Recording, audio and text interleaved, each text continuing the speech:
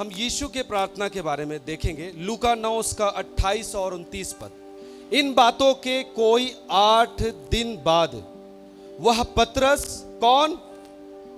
यीशु मसीह लिया अपने चेलों को, जिसका नाम पतरस, यूहन्ना और याकूब को साथ लेकर प्रार्थना करने के लिए पहाड़ पर गया। और आगे लिखा है, जब वह प्रार्थना कर ही रहा था तो उसके चेहरे का रूप बदल गया और उसका वस्त्र श्वेत होकर चमकने लगा। यह है प्रार्थना की सामर्थ्य।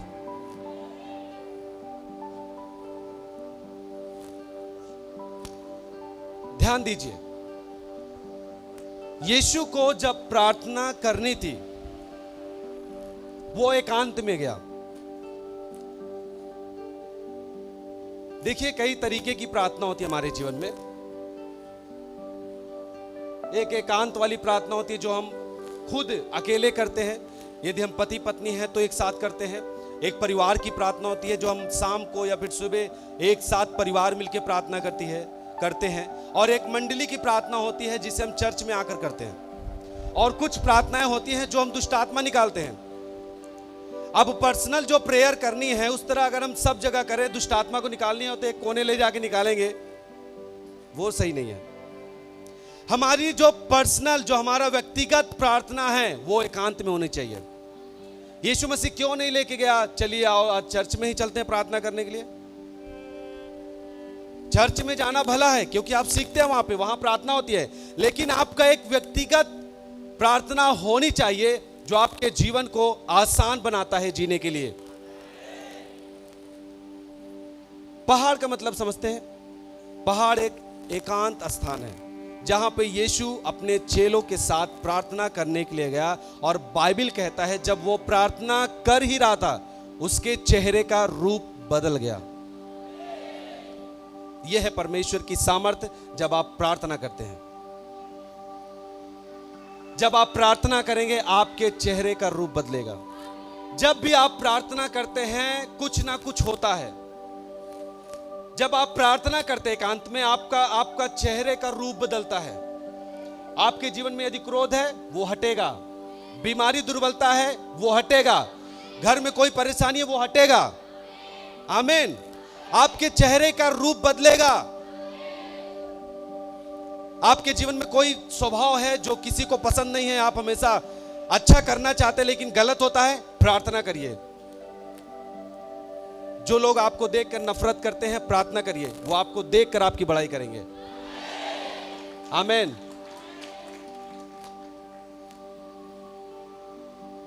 कितने लोग चाहते हैं कि हमारे चेहरे का रूप बदल जाए? सब चाहते हैं। प्रार्थना शुरू करें। और बाइबल कहता है उसका वस्त्र बदला। इसका मतलब है यदि आप प्रार्थना करते हैं आपके स्वभाव में परिवर्तन 100% आएगा। मैं भी संसार में हूं, मैं यहां जीता हूं, मेरे भी स्वभाव में परिवर्तन आया बाय प्रेयर। आमीन। जब भी आप प्रार्थना करेंगे आपके लिए कुछ ना कुछ होगा। एक व्यक्ति जो विश्वास के साथ प्रार्थना करता है कि हां मेरा परमेश्वर जिंदा है, वो मेरे लिए सब कुछ कर सकता है, तो करेगा। हालेलुया।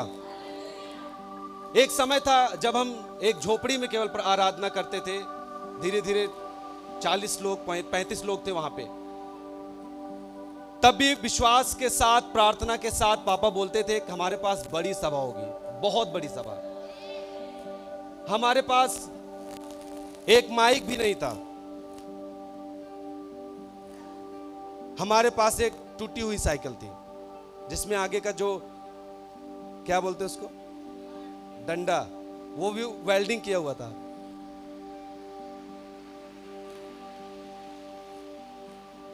पापा बहुत साल तक साइकिल से गए थे गांव-गांव। हमारा परिवार और हमारी टीम के जो लोग हैं वे सब साइकिल से आराधना मीटिंग के लिए जाते थे।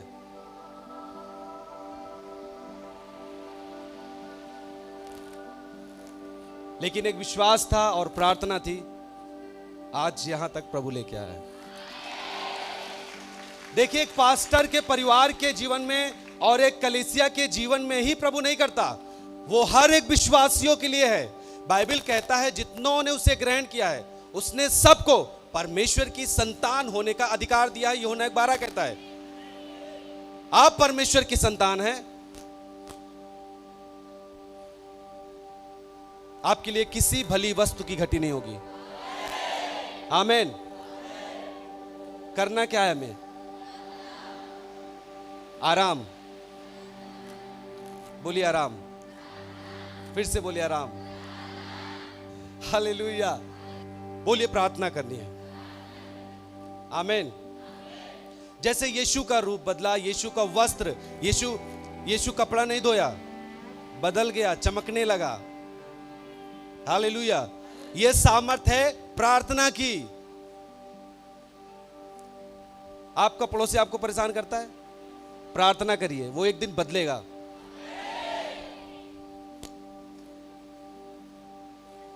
एक समय था हमारे गांव के लोग विरोध करते थे, हमारे परिवार के लोगों ने यीशु के कारण विरोध किया। आज सब मसीह में हैं। हालेलुया। कोई तो था जो हमारा चर्च का बैनर ही नाली में डुबो दिया, पापा को ईंट से मार दिए, सिर में चोट लगी, फट गया, ब्लड आया। हम लोगों ने कुछ नहीं किया, प्रार्थना की।